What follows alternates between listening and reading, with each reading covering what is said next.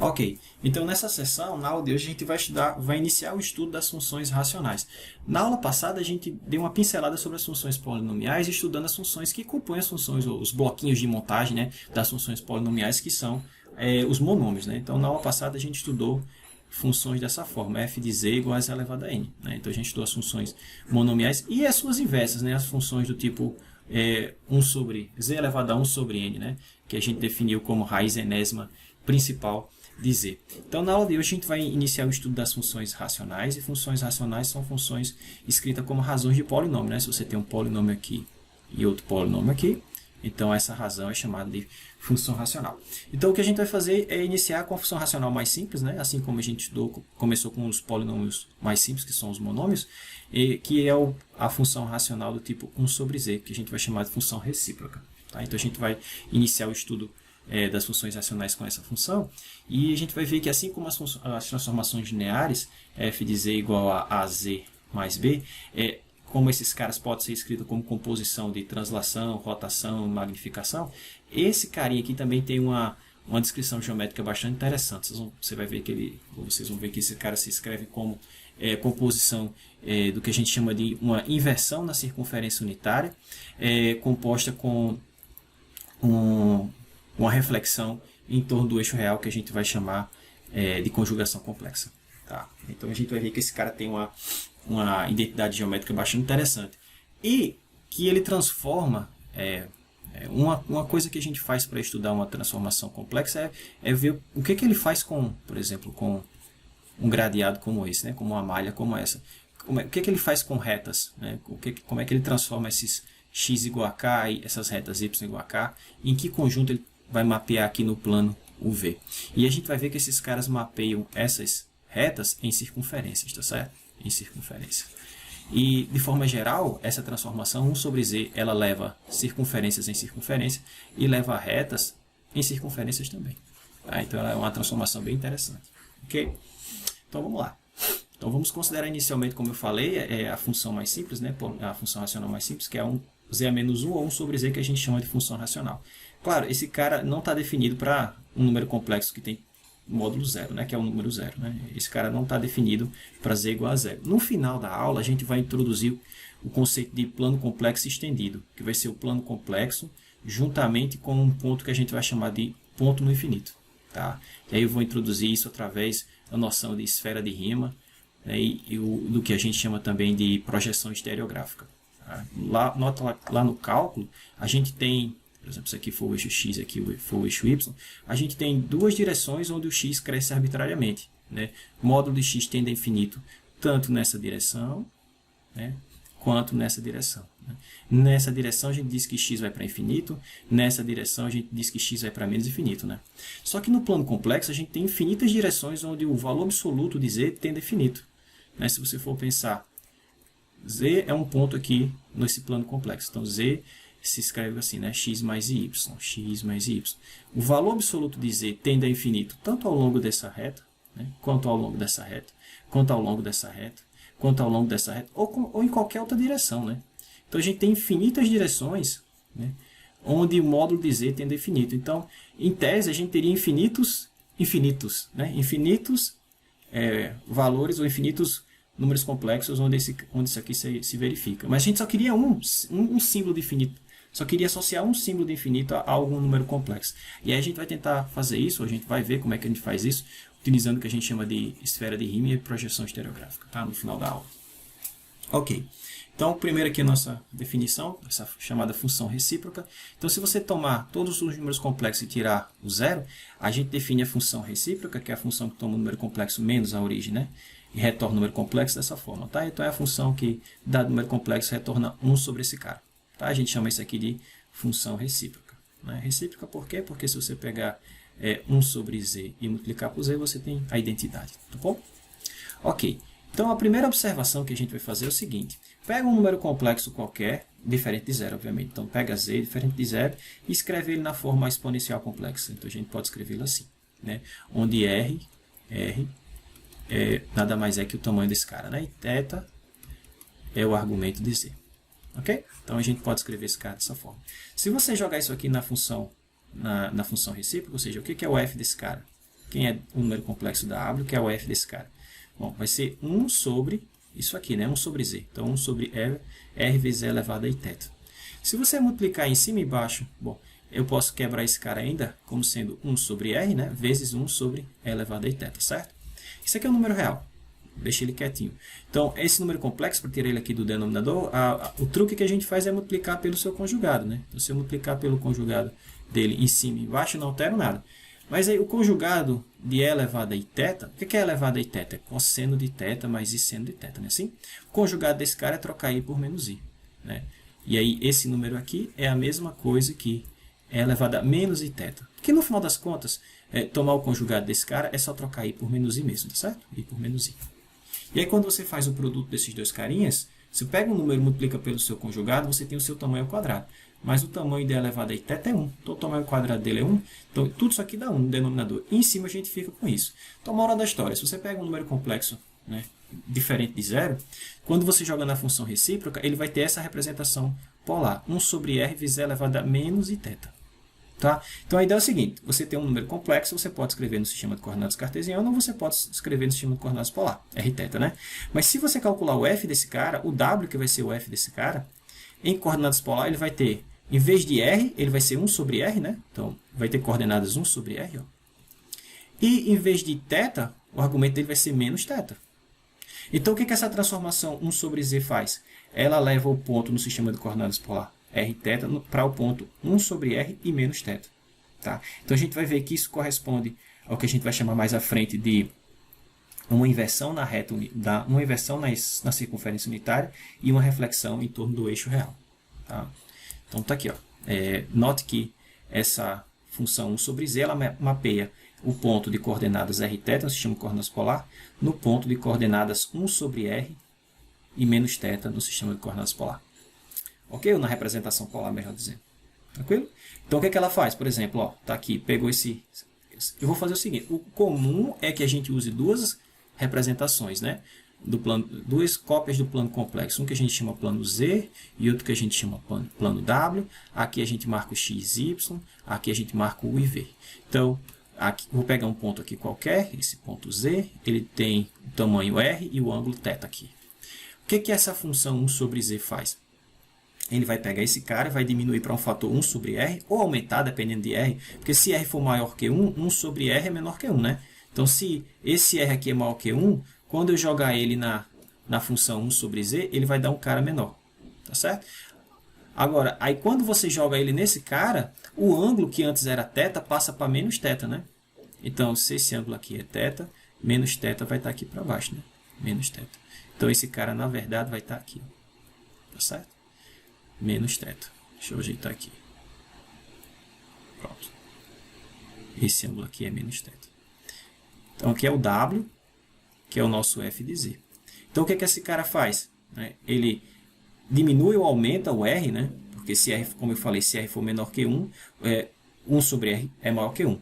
Se r for menor que 1, 1 sobre r é maior que 1. Então, você estaria esticando esse carinha. Tá? A gente vai ver que isso corresponde ao que a gente vai chamar de uma inversão na circunferência unitária.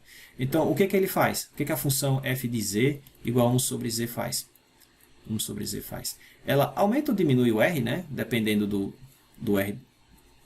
Aumenta ou diminui o módulo, né, desse cara, né, da imagem, dependendo do tamanho do r, e rotaciona esse cara, ou reflete, na verdade. Se você pensar aqui no espelho, ó, como se você tivesse um espelho, esse ângulo é θ, aqui é a imagem especular dele, é o menos θ, tá certo? Então ele inverte esse cara, né? Na verdade ele inverte, não, ele reflete, é uma reflexão em relação aqui ao eixo real.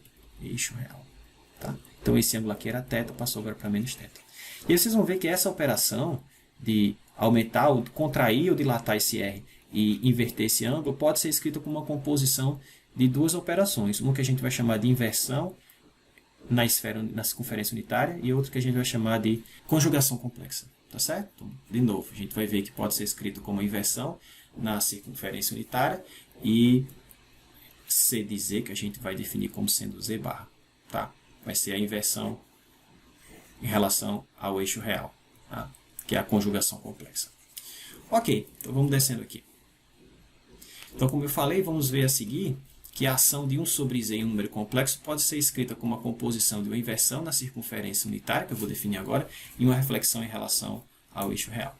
Tá bom? Então, primeiro vamos definir essa função que a gente vai chamar de inversão na circunferência unitária. Eu vou defini-la e em seguida a gente vai ver por que o nome de inversão na circunferência unitária. Tá bom?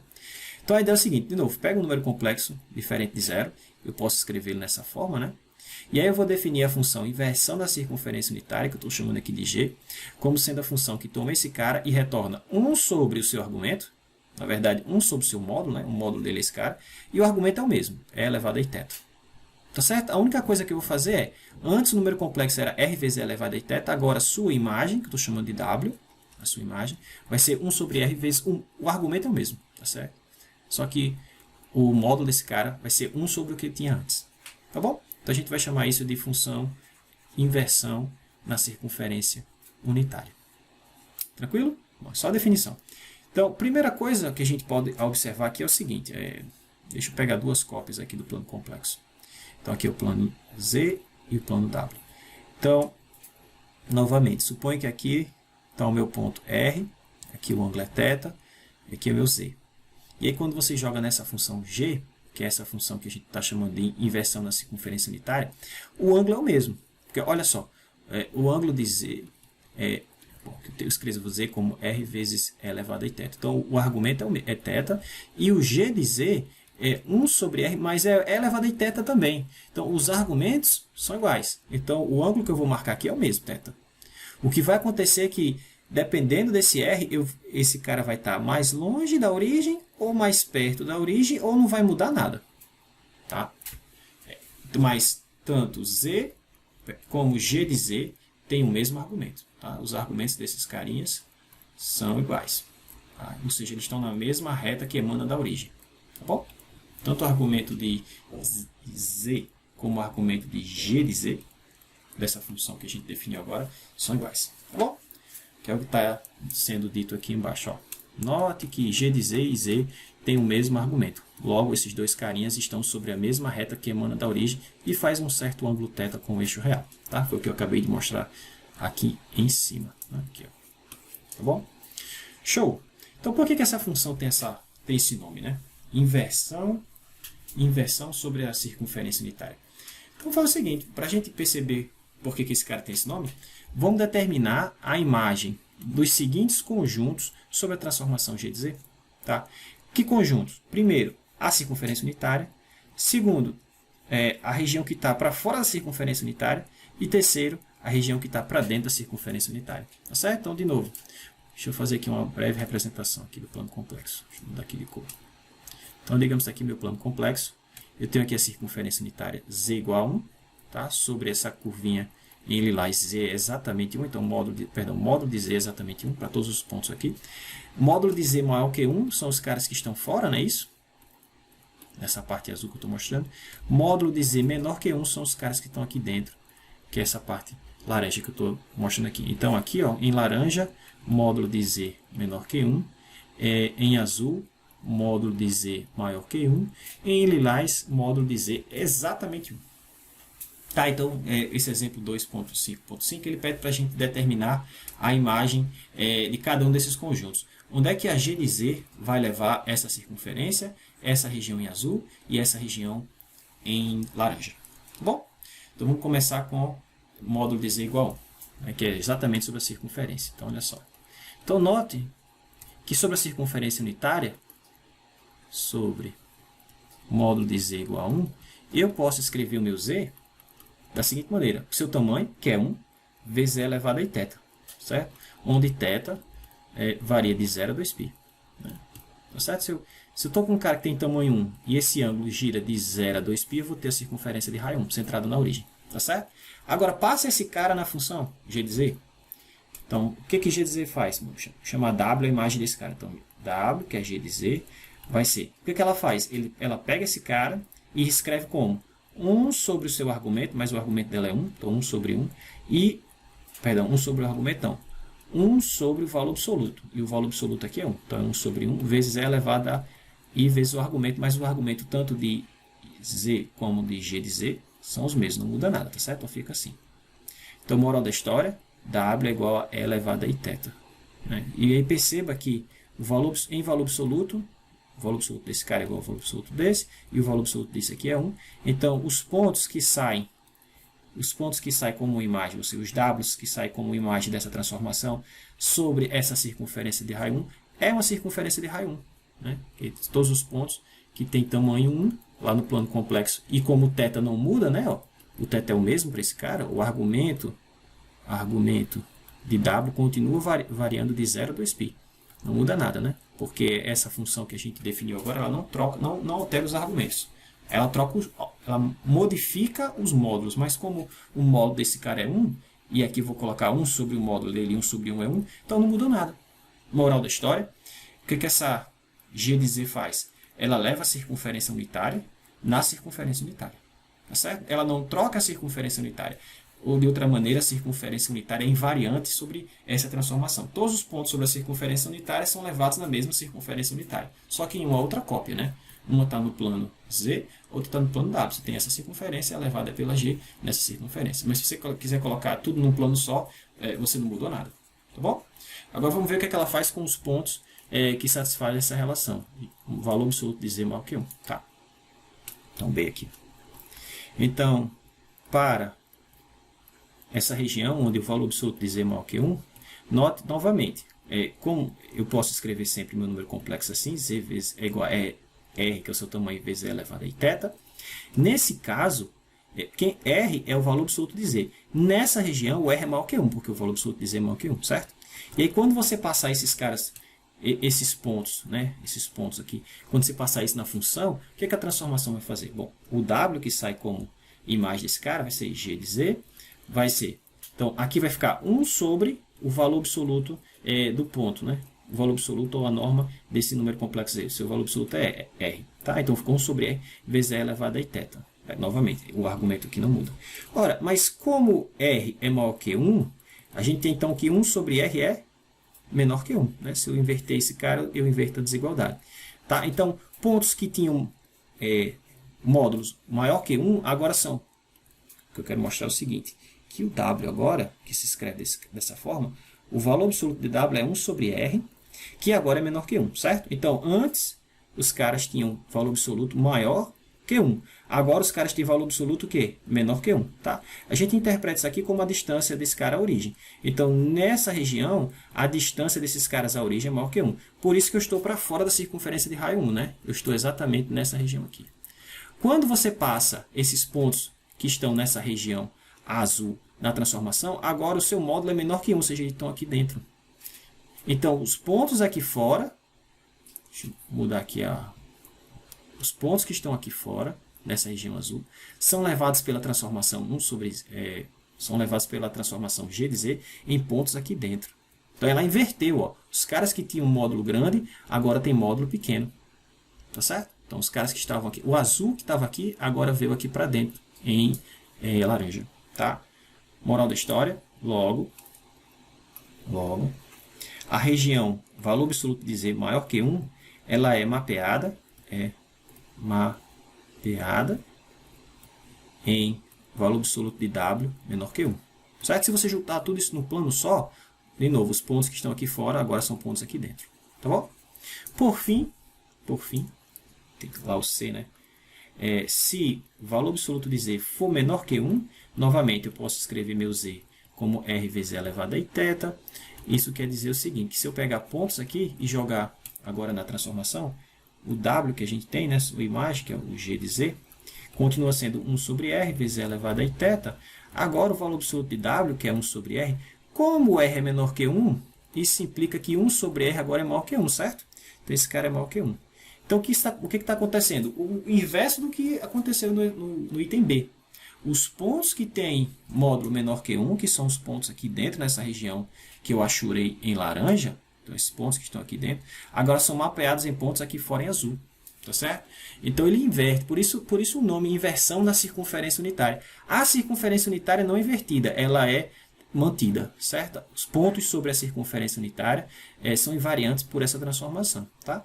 Agora, pontos fora da circunferência unitária são levados para pontos dentro e pontos dentro para pontos fora, por isso do nome, inversão na circunferência unitária, tá certo?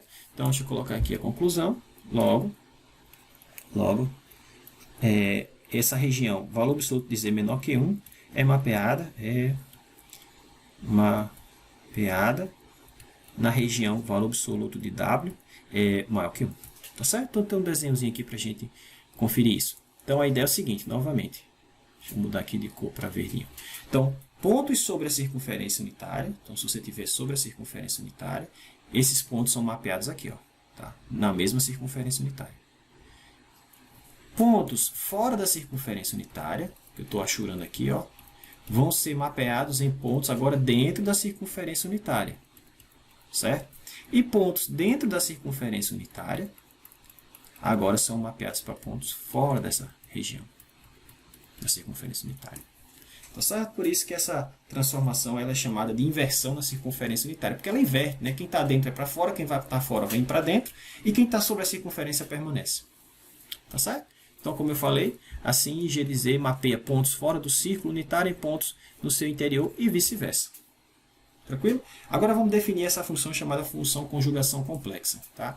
Então, a ideia é o seguinte, a gente já sabe calcular o conjugado do número complexo. Dado o número complexo z igual a x mais y, o seu conjugado é só trocar i por menos i. Tá? Então, a gente vai definir essa operação como uma função. Né? É a função que toma o número complexo z e retorna o seu conjugado. Tá? É isso que está sendo definido aqui. Então, essa função, que vai ser chamada, como eu estou conjugando, então essa função vai ser chamada conjugação complexa. O que ela faz? Ela toma o número complexo e retorna o seu conjugado. Só isso. Tá? Só deu um nome para essa operação que a gente já conhecia.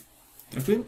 Então, o que está acontecendo aqui? Vamos, de novo, fazer duas cópias aqui do plano complexo. Vou fazer duas cópias. Aqui o plano Z e aqui o plano W. Então, aqui x, y, aqui o IV. Então, pega um ponto qualquer aqui no plano Z. Então, você tem esse número aqui de coordenadas x e y. Tá? Quando você aplica a conjugação nesse z, então quando você faz c de z, o que você vai ter é o z barra, que agora é x menos y. Então, o que acontece? Acontece que a coordenada... Vou marcar tudo nesse plano aqui, fica melhor. Tá? Aí a gente consegue perceber a ação desse cara. A gente poderia igualar isso aqui a u mais iv, e aí você ia ter que u era igual a x e v igual a menos y. Para não ter duas cópias, vamos fazer uma cópia só. Vai dar no mesmo, tá? Mas agora a gente consegue perceber geometricamente o que está acontecendo. Então, esse ponto, ele é mapeado nesse. A coordenada x dele não mudou, só que a y agora é menos y. Se y é isso aqui, menos y agora vai ser essa alturinha aqui, tá certo? É a mesma que essa, tá? Só que para baixo, né? Então, esse ponto é mapeado pela função conjugação complexa nesse ponto aqui. Tá certo? Então, se esse ângulo era θ, esse ângulo aqui é menos θ. Né, por semelhança de triângulos aí, tá certo? Esse ângulo é θ, esse outro tem que ser menos θ. Então, o que foi que ela fez? O que foi que a função conjugação complexa fez? Ela inverteu esse cara, na verdade, ela refletiu esse cara em relação ao eixo real, que é o eixo x aqui. Mas se você pensar que você tem um espelho aqui, houve aqui uma reflexão, tá certo? Esse cara aparece, é a imagem especular dele aqui dentro do espelho. Tranquilo? Então, a gente pode interpretar geometricamente a conjugação complexa como uma inversão, na verdade, como uma reflexão em relação ao eixo real. Tá bom? Então, que é o que está escrito aqui. Ó. Note que se z se escreve dessa forma, então c de z se escreve dessa maneira. Logo, essa função c reflete o ponto z em relação ao eixo real. Tá? Que é o que está desenhado aqui.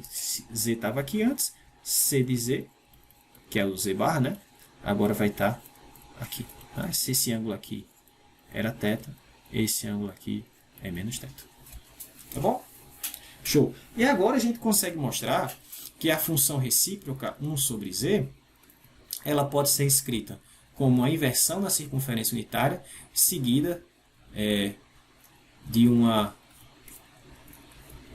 da função conjugação complexa, seguida de uma reflexão em relação ao eixo real. Tá? Que é o que a gente vai fazer agora no próximo exemplo. Então, verifique que se f de z for a função recíproca, 1 sobre z, se g de z for a nossa função inversão na circunferência unitária e c de z for a nossa conjugação complexa, então eu posso escrever a função recíproca como essa composição. Primeiro uma inversão na circunferência unitária, depois uma reflexão em relação ao eixo real. Tá? Então, para a gente ver isso, de novo, basta escrever z dessa maneira, tá? ajeitar aqui, ficou letra demais. Então, escrevendo o Z dessa maneira, vamos fazer essa sequência. Eu vou aplicar esse cara, depois eu vou aplicar esse cara, e vocês vão ver que vai dar esse. Tá certo? Só isso que a gente tem que fazer. Bom, a gente tem que mostrar que isso vale para todo Z, que é o que a gente vai fazer agora. Então, vamos lá. Vamos começar primeiro aplicando a G de Z. Vamos fazer tudo de uma vez só. Então, vamos lá. C composta com G aplicada a Z. Isso é C de G de Z, né? Então, eu vou calcular esse cara, calculo de fora e mostro que isso aqui é F, tá bom? Vamos lá. Então, isso aqui fica a conjugação complexa de... O que a G de Z faz? Se Z está dessa forma, ela se escreve com 1 sobre R vezes E elevado a θ. Né? Vai ficar 1 sobre o argumento, 1 sobre o valor absoluto que eu tinha antes. O valor absoluto era R, agora vai ficar 1 sobre R. E o argumento não muda. O que a conjugação complexa faz? Bom, isso aqui fica 1 sobre R vezes E elevado a θ. Ela conjuga tudo isso. Só que isso aqui é um número real, então não muda nada, fica 1 sobre R. E a gente já viu que o conjugado de E elevado a θ é E elevado a menos Iθ.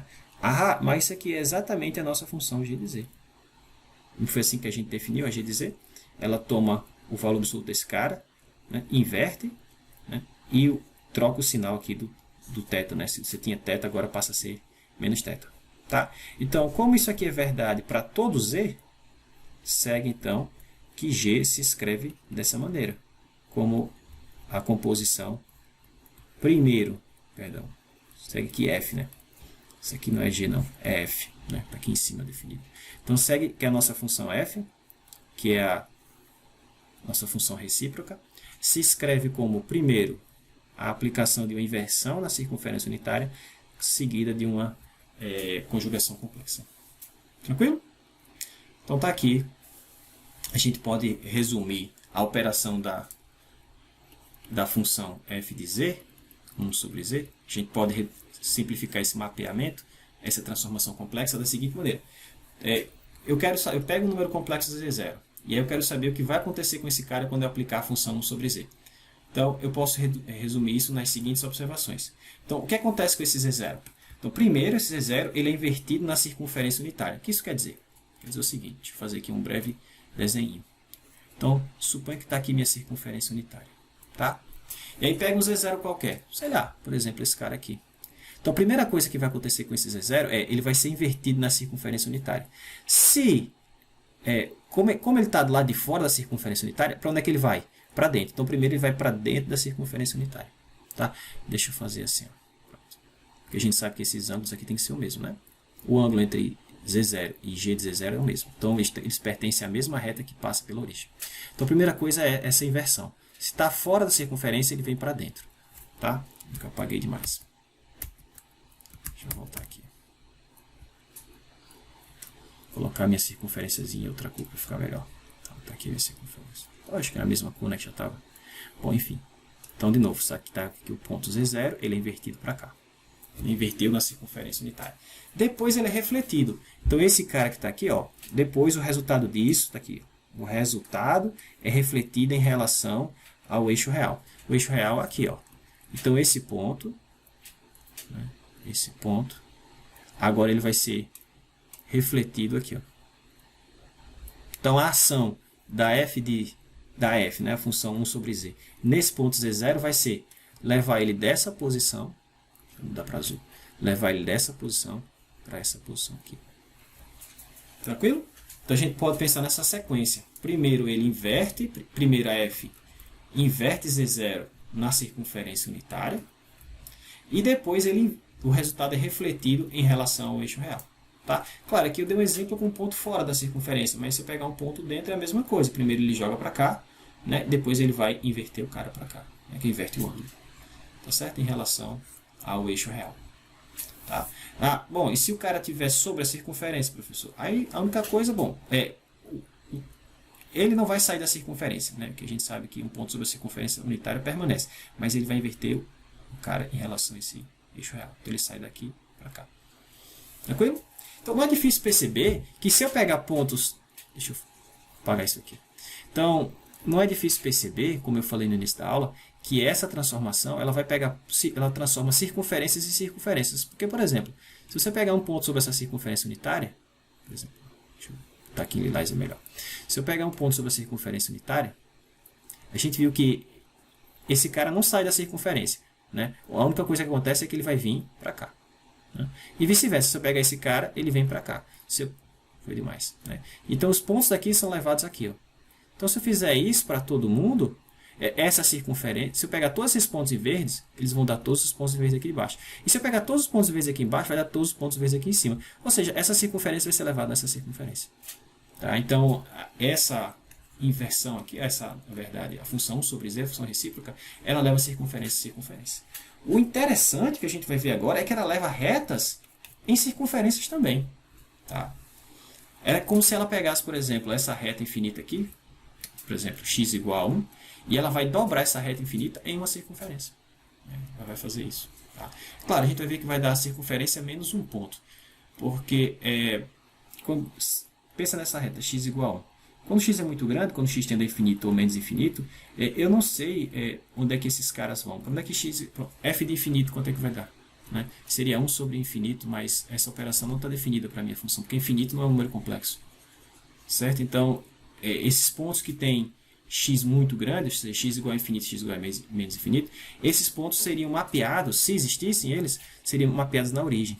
Então, vocês vão ver que, por exemplo, a reta x igual a 1, você vai dar essa circunferência aqui, menos a origem. X igual a 2 vai dar outra circunferência menos a origem. X igual a 3, outra circunferência menos a origem. Y igual a 1, ou uma circunferência menos a origem. Tá? Então, essas retas vão ser mapeadas em circunferências menos um ponto, que é a origem. E aí no final da aula, depois que eu introduzir esse número complexo, né, o ponto no infinito, que vai ser esse carinha aqui, a gente vai usar o símbolo infinito para representar esse cara, e aí a gente vai juntar o conjunto dos números complexos juntamente com esse ponto aqui no infinito, que a gente chama esse de plano complexo estendido. E aí no plano complexo estendido, sim, essa reta vai ser mapeada na circunferência completa, esse ponto vai voltar para ele. Tá? E no final da aula a gente vê como é que isso é feito. Ok, então antes disso vamos fazer mais um exemplo. Determine a imagem da semicircunferência z igual a valor absoluto de 2, né? Perdão, valor absoluto de z igual a 2 e argumento de z nessa faixa. Tá? Então aqui são todos os pontos que distam 2 da origem. Bom, isso me daria uma circunferência de raio 2, né? Mas só quero aqueles cujo argumento está entre 0 e π. Entre 0 e π. Então só esse arco aqui em cima, tá certo? Então ele quer saber o seguinte, para onde esse arco vai quando eu passar todos os pontos aqui na função sobre z? Então a gente pode fazer o seguinte, algebricamente eu posso pegar uma descrição de um ponto que mora nesse conjunto, que é 2 vezes e elevado a θ, onde θ varia de 0 a π, e aí passar esses caras na função, ver o que vai dar aqui como resultado, e aí tentar descrever esse conjunto. Mas ao invés de fazer isso, vamos usar essa abordagem que a gente sabe como é que geometricamente essa função opera. O que ela faz? Primeiro ela inverte, bom, isso aqui é uma circunferência de raio 2, né? Deixa eu fazer aqui um desenho, depois eu justifico isso mais aqui embaixo. Então, deixa eu fazer um desenho aqui melhor. Vamos pegar aqui a circunferência de raio 1, tá? Isso aqui é a circunferência unitária. E o que eu tenho no problema é o semicírculo de raio 2. Então, você tem esse cara aqui, certo? 2. Então, o que essa função faz com os pontos sobre esse semicírculo? Bom, se eu tenho um ponto aqui, como esse cara está fora da circunferência, esse cara vai ser invertido na circunferência, ou seja, esse ponto que está fora vai para um ponto dentro. Como essa distância aqui é 2, eu sei que o novo módulo, né, esse cara tem módulo 2, o R dele é 2. Quando eu passar isso aqui na função, o novo módulo agora vai ser 1 sobre R, que ou seja, vai ser o meio, né? Então, esse ponto aqui vai ser levado agora no ponto que está a uma distância de meio da origem. Tá certo? Esse ponto é mapeado nesse. Tá? Se eu continuar isso para todos os carinhas aqui, é de se perceber que eu vou continuar tendo um arco de circunferência. Só que um arco agora de raio quanto? Meio. Certo? Então tem um arco de raio meio. Bom, só que essa minha função f de z, ela não só faz isso, ela inverte o que quer que você tenha na circunferência unitária e depois o que? Reflete, né? Aqui embaixo. Então, esse cara é como se você colocasse um espelho aqui, e aí essa imagem especular agora vai aparecer aqui embaixo. Ó. Tá certo? Não tem mais essa parte aqui de cima. Na verdade, não tinha nem desde o início. Foi demais. Deixa eu ajeitar aqui. Então, essa parte aqui de cima não existe. Tá? Eu coloquei só para a gente perceber o que está acontecendo. Então, de novo, o que a função f de z vai fazer? Vai levar essa curva aqui em verde nessa curva laranja aqui. Tá certo? Então, ela vai converter esse cara. E geometricamente é isso que acontece. Tá aqui a imagem, tá certo? Você tem essa figura aqui, né? Esse arco de circunferência de raio 2, e ele vai ser convertido nesse carinha, tá? E geometricamente é isso, acabou. Era isso que a gente tinha que fazer. Mas se você quiser ver isso algebricamente, que isso é assim mesmo, faça o seguinte. Note que se z tem tamanho 2 e seu argumento está entre 0 e π, né? Ou seja, se ele pertence àquele semicírculo, eu posso escrever z da seguinte maneira. Eu posso escrever z como sendo seu tamanho, que é 2 vezes e elevado a θ, onde θ está nesse intervalo, né? Onde θ está no intervalo. Nesse intervalo. Se eu passar esse cara na função, a imagem dele, que eu vou chamar de w, que é o f de 2 vezes e elevado a θ, o que vai me dar? Vai dar 1 sobre o valor absoluto desse cara, ou seja, 1 sobre 2, vezes e elevado. Se aqui é iθ, aqui vem para menos iθ, certo? Onde θ continua nesse intervalo. Θ continua no intervalo de 0 a π. Mas aqui eu tenho menos θ, certo? Então, menos θ está no menos. Se eu multiplicar todo mundo por menos, a desigualdade inverte, certo? Bom, mas não existe menos zero, né? Ou, ainda se você quiser escrever isso melhor, vou fazer o seguinte. Eu vou chamar menos θ, que é o argumento de w, vou chamar isso de φ, tá certo? Então, eu posso escrever isso como sendo 1 meio de e elevado a φ, onde φ agora está entre menos π, né? O que tinha aqui que eu apaguei estava escrito assim. Só organizar. Menos π e 0. Tá. Então, moral da história, o valor absoluto de w é meio. Né? É meio. Então, isso me dá o conjunto dos pontos cuja distância da origem até o ponto em questão é meio. Isso me daria uma circunferência de raio meio. Mas nessa circunferência de raio meio, deixa eu desenhar ela aqui. Então, inicialmente, eu teria essa circunferência de raio meio. Certo? Raio meio.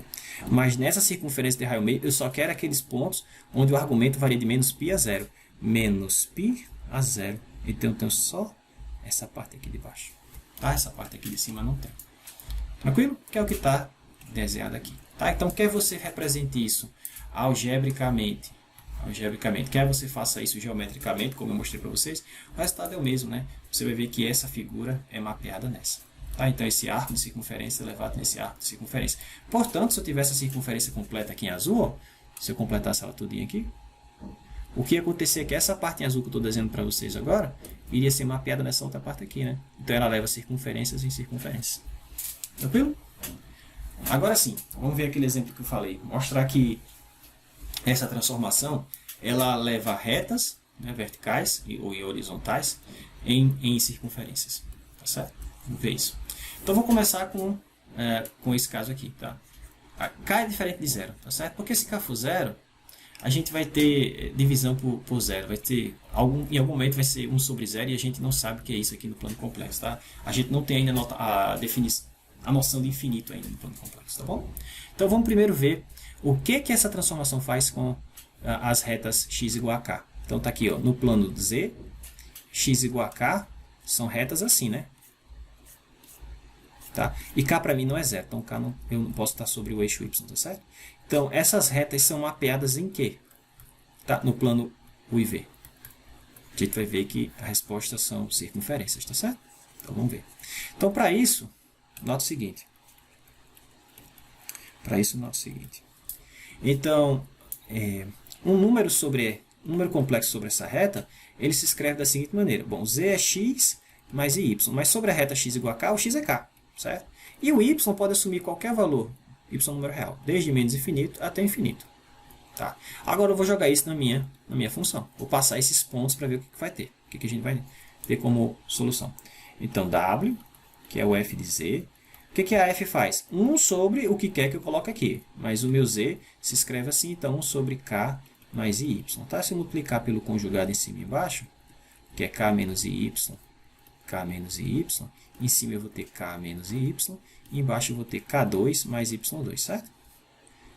Então, k2 mais y2. Que eu posso quebrar aqui na parte real, mais a parte imaginária. Né? E aí, rapidamente, a gente vê que a parte real desse cara, o u, é k parte real é k sobre k ao quadrado mais y ao quadrado. E isso é sempre diferente de zero, porque o k para a gente é sempre diferente de zero, certo? E o v, então o não pode ser zero, certo? E o v se escreve como sendo menos y sobre k ao quadrado mais y ao quadrado. Ok?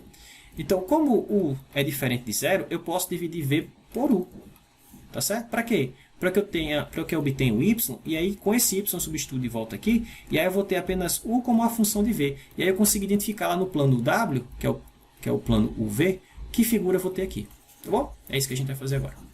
Então, dividindo uma equação pela outra, então dividindo esse cara por esse, veja que esses denominadores vão se cancelar, e aí você vai vai ficar com o seguinte. Então, v sobre u vai ser menos y sobre k. Então, menos y sobre k. Ou ainda, eu posso escrever y como sendo menos kv sobre u. Certo? Show. Agora eu vou pegar esse cara e substituir aqui. Ó. E aí eu vou ter uma relação só com u e v. E aí vocês vão ver que essa relação vai me dar circunferências, dependendo do valor de k, né? No plano uv.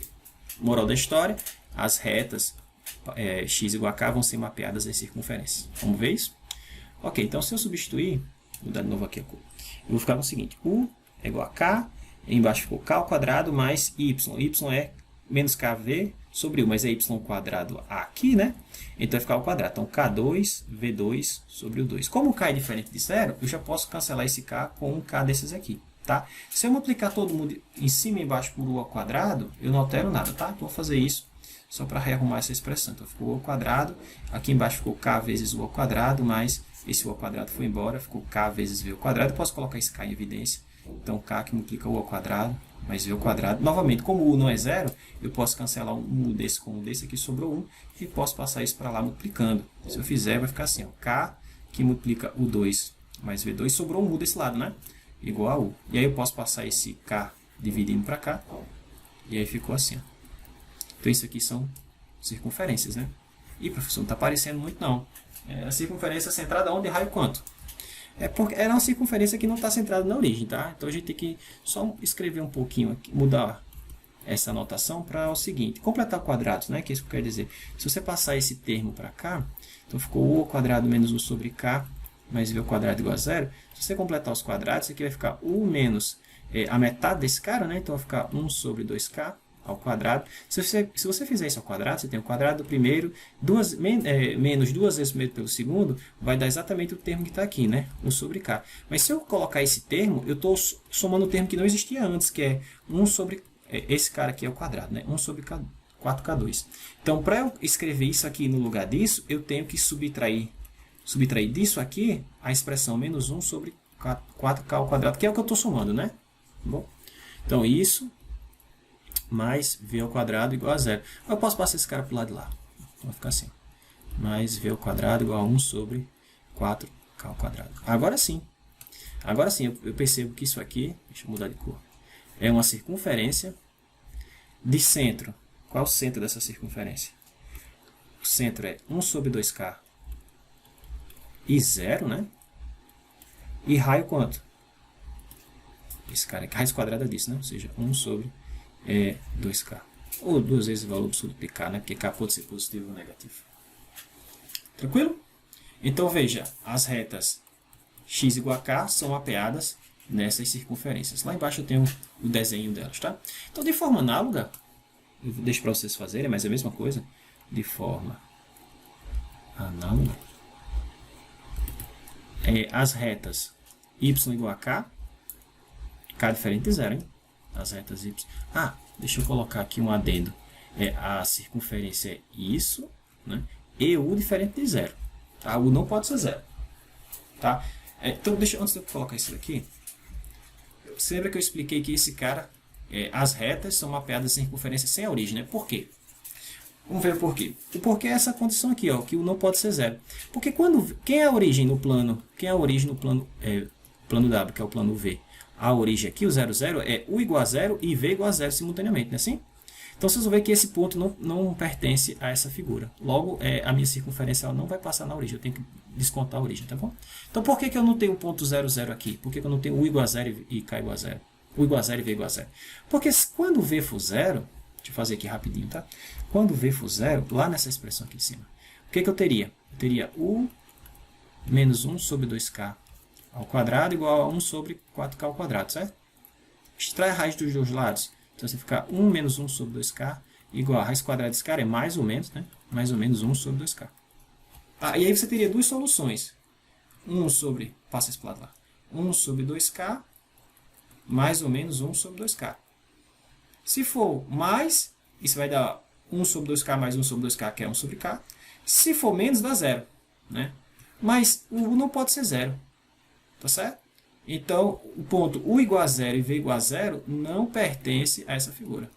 Tá? Eu posso ter o ponto v igual a zero e u igual a esse cara aqui. Na verdade, 1 sobre k. Né? Que é esse mais esse. Tá bom? Então, novamente, a origem não pertence a essa figura. Então, você vai ter uma circunferência menos um ponto da circunferência, que seria o ponto que passa lá na origem. Tá? Depois a gente tenta remediar isso com a introdução do ponto no infinito. Ok, então agora sim, de forma análoga,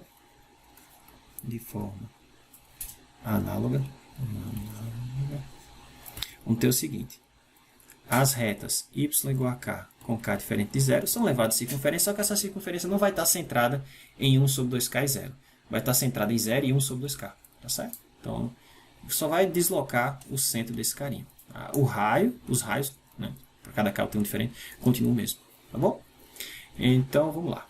Deixa eu só ajeitar aqui. Então, vamos ficar com o seguinte: u ao quadrado mais v menos 1 sobre 2k ao quadrado igual a 1 sobre 4k ao quadrado.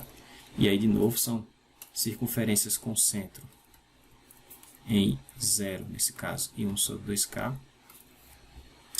E raio 1 sobre 2 valor absoluto de k.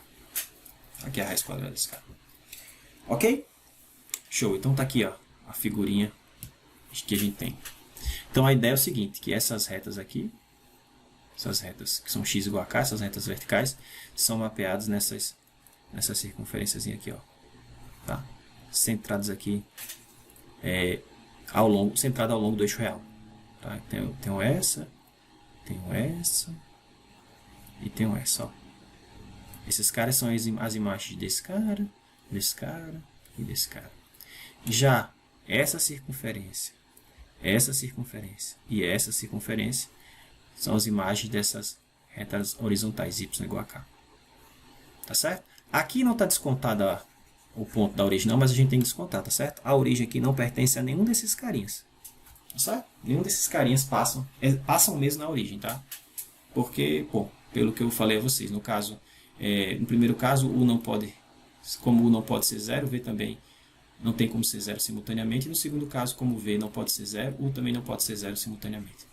Tá? Então, esses caras não passam aqui na origem. A origem dali está descontada. Então, isso justamente pelo fato de que, por exemplo, sobre essa reta aqui, o ponto que seria mapeado aqui seria o ponto que está lá em cima, lá no infinito. Ou o ponto está lá embaixo, lá em menos infinito. Mas a gente não tem essa noção de infinito no plano complexo ainda. Então, para remediar isso, eu vou introduzir o chamado ponto no infinito. Tá certo? Então, com essa introdução, com a introdução do que eu vou chamar agora de ponto no infinito, a função 1 sobre z ela vai mapear essas retas, agora sim, circunferências, e o ponto que estava antes faltando vai ser devolvido para ela. Tá certo? Então, a ideia é o seguinte, é que eu vou mostrar para vocês a ideia de projeção estereográfica, que é você mapear pontos do plano complexo em pontos sobre uma esfera. Então, a ideia é o seguinte, pensa numa esfera de raio 1, tá? Centrada aqui na origem. Tá? Então, aqui minha esfera de raio 1. Eu vou chamar esse sistema de coordenadas de xi, eta e zeta. Para não chamar x, y, z, porque eu já estou usando x, y, z para outras coisas, certo? X, y e z estou usando para escrever meu número complexo. Então, para não confundir, tá? Eu vou usar esse outro sistema de coordenadas. Tá? Ou poderia ser outras letras. Então, xi, eta e zeta. Pronto, vou usar esse sistema de coordenadas. E aí eu falo o seguinte, é comum a gente identificar o plano, que a gente seria plano XY, né? Com o plano complexo, tá? Então o plano complexo vai ser o plano que corta essa circunferência aqui no equador, tá? No meio. Aqui é o plano complexo. Plano complexo. E aí, quando eu vi esse cara como plano complexo, esse eixo aqui vai ser o eixo real, né? Eu vou fazer ele coincidir com o eixo x. E esse eixo aqui vai ser o meu eixo imaginário, que eu vou fazer coincidir com o eixo y. Tá? Então, a ideia é o seguinte. Dado um ponto no plano complexo, por exemplo, esse ponto aqui, eu quero associar cada ponto no plano complexo um ponto sobre a superfície dessa esferinha. Tá? Que esfera? Essa aqui, ó, é xi ao quadrado mais zeta ao quadrado mais zeta ao quadrado igual a 1. Essa aqui é a equação dessa esferinha aqui, da superfície esférica em lilás. Tá bom? Então a ideia é, dado um ponto aqui, eu quero um único ponto correspondente aqui, sobre a esferinha. Tá? Como é que eu faço isso? Bom, eu vou separar um ponto especial aqui, que eu vou chamar de polo norte. Tá? O polo norte aqui dessa esfera é o ponto 0, 0 e zeta igual a 1. O polo sul, que é aqui, seria o ponto 0, 0 e menos 1. Tá? E aí a representação vai ser o seguinte, a maneira de mapear pontos no plano complexo em pontos sobre a esfera vai ser o seguinte, trace desse ponto um segmento de reta que vai desse ponto que você quer mapear na esfera até o polo norte. Tá? Então eu vou fazer o seguinte, eu vou passar o segmento de reta. Esse segmento de reta vai furar a minha esfera em algum ponto. Por exemplo, vai furar aqui, ó. Pronto, eu vou fazer o seguinte, e só vai furar um canto, só uma vez, só vai furar esse cara, tá? Então eu vou associar a cada número complexo aqui no plano complexo esse ponto obtido dessa forma. Tá certo? Então como é que a gente faz? Vai fazer o seguinte, a ideia vai ser o seguinte, ó, deixa eu colocar aqui. Então a gente vai identificar o plano complexo, como eu mostrei para vocês, como plano que se eta, exatamente, que se eta. E a cada z no plano complexo, da forma z igual a x mais y, vamos fazer corresponder um ponto na esfera. De que maneira? Primeiro a gente faz o seguinte, a gente vai traçar um segmento de reta do ponto em questão lá no plano complexo, né? Aquele plano que eu mostrei para vocês, até o ponto 001, que a gente vai chamar de polo norte. Tá? E a gente vai fazer o seguinte, a gente vai identificar as coordenadas xi, eta e zeta da interseção desse cara com a reta. Tá certo? Então, de novo, eu tenho um ponto aqui no plano complexo, aqui está escrito como A e B, mas pode pensar aqui como XY, tá? XY0 ou só XY, né? Se a gente identificar isso aqui como o plano R2 ou o plano complexo C. Então você pega esse cara, e aí está aqui o polo norte, e aí você faz isso, ó, você traça um segmento de reta, né? E aí você vai ver até o polo norte, e aí você vai ver onde esse cara intersecta. Tá? E aí esses caras, aqui ele está usando a mesma letra para tanto o plano complexo como para o sistema de coordenadas. Quer dizer, na verdade está usando A e B aqui, mas eu prefiro XY. Então eu vou usar como eu falei para vocês. Aqui vai ser zeta, aqui vai ser xi e aqui vai ser eta. Tá certo? Então eu vou chamar isso aqui coordenadas xi0, eta0 e zeta0.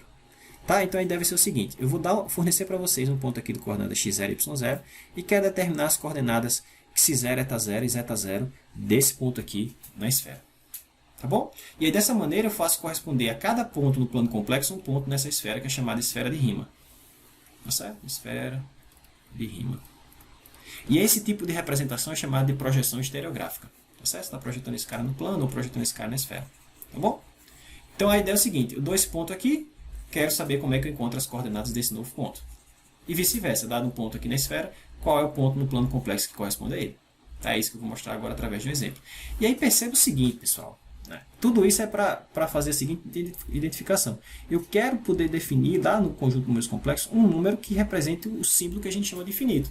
Mas eu já falei que, por exemplo, qualquer ponto que se afaste ou que tenha um módulo muito grande, em qualquer direção, em tese, poderia ser utilizado como sendo o símbolo que representa infinito. Porque qualquer cara ao longo dessa reta, no final dessas retas que eu estou mostrando para vocês, vai ter tamanho infinito.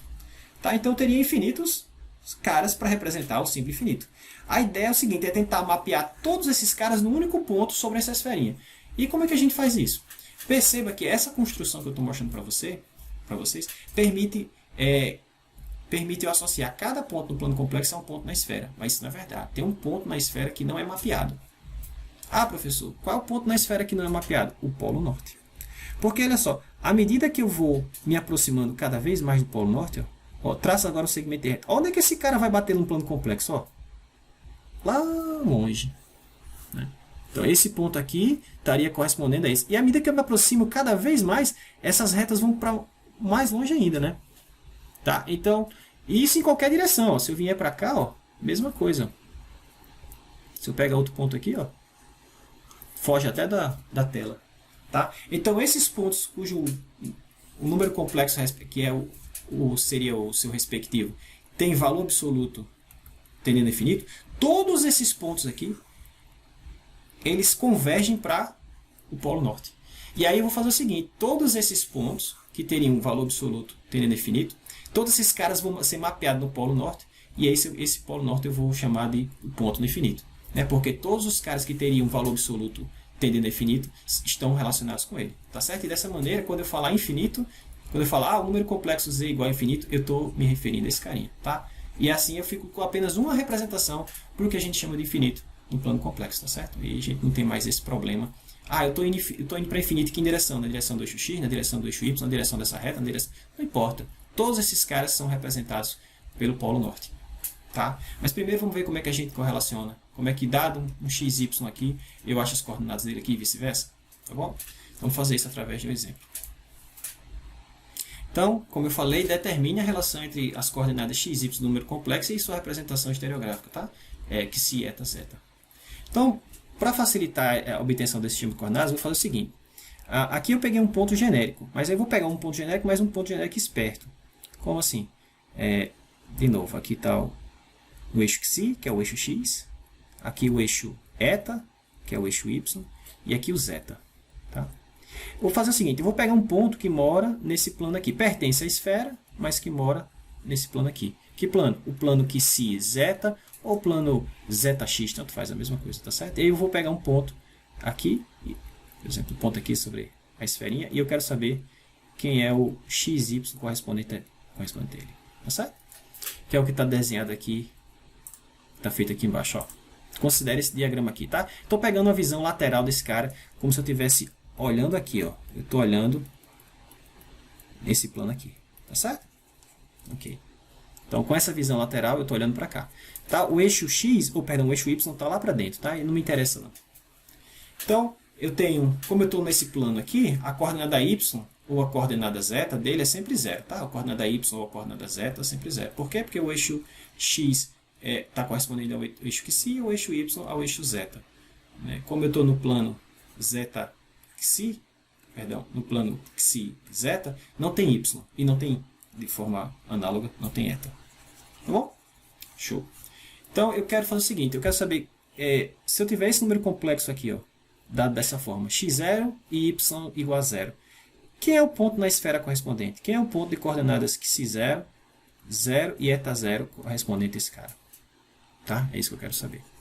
Bom, aí aqui, pessoal, a gente pode usar a semelhança de triângulos para determinar esses carinhas. Por quê? Deixa eu mudar de cor. Então, se esse cara aqui tem coordenada x, isso quer dizer que toda essa distância aqui é x, né? x0, né? Eu estou chamando aqui x0. Se esse cara tem coordenadas que xi0 e eta 0, perdão, e zeta 0, então quer dizer que se eu projetar ele para baixo, que é o que eu fiz aqui em lilás, isso quer dizer que esse carinha aqui, né, essa distância aqui, é xi0, que está escrito aqui embaixo. Tá? Então, esse pedaço aqui, por definição, é 1, que é o raio da minha esfera unitária. Né? E aí eu tenho dois triângulos aqui para olhar. Então, esse triângulo maior. Nesse triângulo maior, isso aqui vale 1, que é esse lado aqui. Esse pedaço todo vale x0, que é esse pedaço aqui. E eu tenho um triângulo menor para olhar também. Ó. Deixa eu mudar de cor aqui para talvez verde melhor. Tenho esse triângulo menor aqui. Ó. Nesse triângulo menor, isso aqui vale zeta 0, que é essa alturinha aqui, ó, que é essa coordenada. Tá? Bom, se esse pedaço todo é x0 e se esse pedaço aqui é xi0, então esse pedacinho verde aqui, ó, é o todo menos esse pedaço. Ou seja, o verde aqui é x0 menos xi0. Certo? E a gente agora usa a semelhança de triângulos. Como? Esse cara está para esse pedaço todo, ou seja, um está para... Perdão, esse cara está para esse pedaço todo. Ou seja, um está para zeta 0. Assim como esse pedaço todo, que é x0, está para esse pedacinho aqui, que é x0 menos zeta 0. Ou xi0. Tá certo? E agora é só isolar o x0. Tá bom? Então, vou fazer aqui embaixo. Então, por semelhança de triângulos, a gente vai ter isso que eu acabei de falar. 1 sobre zeta 0 é igual a x0 sobre x0 menos x0. Tá? Se eu passar esse cara para lá, passar isso para o outro lado, eu vou ter assim, ó, x0 menos x0 é igual a z0 x0. Tá, mas eu quero x0, então eu vou isolar o x0 para um lado, quem não for x0 para o outro. Então vai ficar assim, ó, x0 menos z0 x0 é igual a x0, bota o z0 em evidência, vai ficar x0, que multiplica 1 menos z0, igual a x0. Ou ainda, x0 igual a x0 sobre 1 menos z0. Tá, então se você me der as coordenadas do ponto lá na esfera, a coordenada x do ponto correspondente lá no plano xy vai ser dada dessa maneira.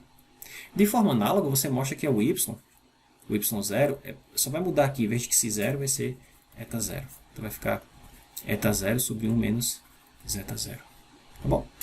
Você faz da mesma forma, basta agora você, em vez de olhar para essa figura nesse plano, você olha para a figura no plano aqui da tela mesmo do computador. Aqui, ó. Tá? No plano zeta, eta. E aí se você estiver olhando dessa maneira que eu falei para vocês, se você estiver olhando assim, o que você vai ter é essa figura aqui de baixo. Ó. Tá certo? E aí, do mesmo jeito, você chega nessa expressão. Tá bom? Então, de forma geral, se você tiver um ponto de coordenada x, y qualquer, em vez de ficar colocando x0, y0, em vez de colocar esses índices zero, então se você tiver um ponto de coordenadas x, y qualquer, quaisquer, ou se você escrever o seu número dessa maneira, z igual a x mais y, então as coordenadas que se eta zeta, as coordenadas que se eta zeta associadas a esse cara, é só tirar o zero lá, tá certo? Você escreve assim. Então, aqui você tem um ponto na esfera unitária e você consegue mapear um ponto no plano complexo dessa maneira. E se eu quiser o contrário, professor? Se eu tenho um ponto no plano complexo e quero descobrir quem é esse cara? Bom, é só inverter essas relações. Tá? Ah, professor, mas aqui eu tenho três variáveis. Ó, 1, 2, 3. E só tenho duas para outra, ó, x e y. Como é que eu faço isso? Eu não tenho como inverter essa relação. O pessoal tem uma outra terceira relação, que é o seguinte, que si ao quadrado mais zeta ao quadrado mais zeta ao quadrado é igual a 1. Então, você tem três equações. Né? Você tem três equações envolvendo que si, eta, zeta. Né? E aí, então, você tem como inverter esses carinhas. Tá? Se você inverter esses carinhas, você vai obter essa expressão. Tá? Dado o x e o y, o seu que si vai ser dado por essa forma, o eta dessa maneira e o zeta dessa. Tá? Aqui você pode escrever tudo em termos do número complexo z. Porque o que é x? X é a parte real de z. Né? Então, isso aqui é duas vezes a parte real de z dividido por 1 mais, o que é x ao quadrado mais y ao quadrado? É o valor absoluto de z ao quadrado. Né? Aqui é a mesma coisa, só que é duas vezes a parte imaginária de z, dividido por 1 mais o valor absoluto de z ao quadrado. E aqui esse aqui é o valor absoluto de z ao quadrado menos 1, né? Aqui em cima. Então, o valor absoluto de z ao quadrado menos 1, e embaixo é o valor absoluto de z ao quadrado mais 1. Tá? Então, dado o número complexo, você consegue achar a sua representação lá na esferinha de Riemann. E vice-versa, dado um número lá na esferinha de Riemann, né? Ou seja, se você conhecer as coordenadas que si, eta e zeta, você usa essas formulinhas para encontrar quem é o x e o y correspondente. Então veja, essa maneira que eu mostrei agora, essa relação, essa expressão chamada de representação estereográfica, ou projeção estereográfica, ela mapeia todos os pontos da esfera menos o polo norte. E aí, como eu falei, eu vou fazer o seguinte, eu vou dizer que o polo norte corresponde a um ponto no infinito no plano complexo. Tá? A gente já viu que existem infinitos candidatos para infinito, né? Para o símbolo infinito no plano complexo. Mas todos esses caras convergem, né, nessa representação que eu mostrei para vocês. Né? Todos esses caras, se eu traçar desses caras uma reta até o polo norte, todos esses caras vão coincidir com o polo norte. Tá certo? Então, dessa maneira, eu identifico um símbolo infinito, ou seja, seria um número complexo com tamanho infinito, com o polo norte, que é o 0. 0, 1. E agora minha representação está completa, tá certo? Só que agora eu tenho que fazer o seguinte, para que eu mapeie todo o plano complexo em toda a esfera e toda a esfera no plano complexo, eu tenho que introduzir o que a gente chama de plano complexo estendido, que é o conjunto dos números complexos, né? E esses caras são todos aqueles cujo tamanho é menor que infinito, né? Certo? Juntamente com esse símbolo que eu estou chamando de infinito. Então esse conjunto ele é chamado de conjunto dos números complexos estendido. Tá? Eu vou denotar assim, C barra. Não é o conjugado de C aí não, tá certo? C barra é o conjunto dos complexos estendidos. Então, nesse novo conjunto, sim, toda a esfera é mapeada mapeada aqui. não tem nenhum ponto sobre a esfera de Riemann que fica descoberto. Quem ficava descoberto antes era o Polo Norte. Tá? O professor, o Polo Sul não fica descoberto, não? Porque o Norte fica, né? Não, não fica, pessoal. O Polo Sul está associado com a origem, né? Se você olhar aqui direitinho, ó. Deixa eu apagar aqui essa bagunça. Que às vezes o aluno, poxa, o Polo Norte não funcionava, então o Polo Sul também não funciona. Não funciona assim, pessoal. Porque, por exemplo, como é que eu faço para descobrir quem é o cara que está associado com esse carinha aqui? Eu traço desse ponto, que é o Polo Sul, né, que é o 0, 0, menos 1, uma reta até o Polo Norte. Mas se eu traçar essa reta até o Polo Norte, veja que essa reta passa exatamente aonde? Na origem. Tá certo? Então o Polo Sul está associado com a origem. Tá? E todo mundo estava coberto, menos o Polo Norte. E agora ele está por quê? Porque os caras que têm tamanho infinito lá no plano complexo, todos esses caras que têm módulo infinito, todos esses caras convergem para o Polo Norte. Tá? Então a gente vai dizer que o Polo Norte aqui é o nosso ponto no infinito. Tá bom? E agora a gente tem agora a noção de infinito no plano complexo estendido. E aí com essa noção do plano complexo estendido, eu posso redefinir a minha função recíproca no plano complexo estendido. E aí eu vou defini-la dessa maneira. A minha função f de z, ela vai ser, a minha função recíproca, ela vai ser 1 sobre z, se z não for zero, que ela está bem definida, né? Ou se z não for infinito, o símbolo lá no infinito, né? O ponto no infinito. Se o z for infinito, eu vou definir 1 sobre z, se z for infinito, eu vou definir isso como sendo zero, tá certo?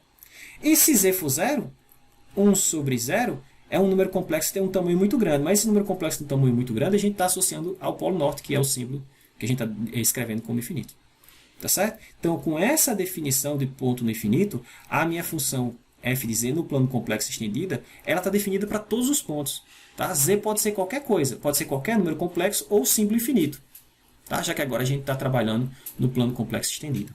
E aí, dessa forma, pessoal, aquele ponto que estava faltando na minha representação lá, essa reta x igual a 1, ela era mapeada nessa circunferência, né?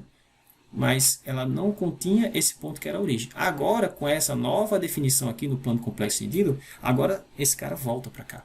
Tá? Porque quando esse cara tende para infinito, eu sei que 1 sobre infinito é... 1 sobre infinito é 0. Ou seja, eu passo na origem. Tranquilo? E aí, com essa representação, agora a gente pode dizer que a transformação 1 sobre z leva retas em circunferências e leva circunferências em circunferências. Tranquilo? Então, a gente termina a aula de hoje por aqui. Na próxima aula, a gente vai, com essa noção agora de infinito, introduzir o conceito de limite. Tá? O que é que acontece com uma função complexa quando z tende a infinito, ou quando z tende a um ponto, ou quando z tende... Bom, isso a gente vai ver na próxima aula. Tranquilo? Ok.